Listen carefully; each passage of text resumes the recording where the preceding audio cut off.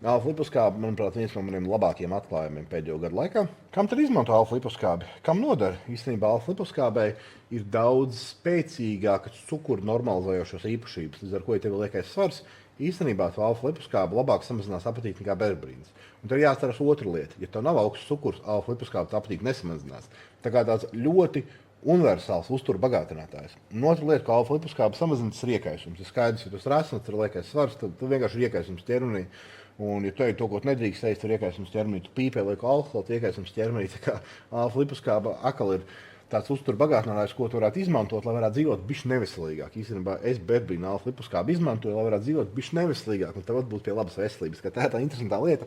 Ir arī tāda uzturu bagātinātāja, ar kuriem tu vari dzīvot bišķiņ, zin kā tā, bišķiņ foršāk. Tu vari ēst vairāk burgerīšus, tu vari tur iedzert kādu āliņu, zin kā varbūt tu vari kādu cigareti uzpīpēt, un liposkābi berberīns to palīdzēt, tad būtu pie labas veselības.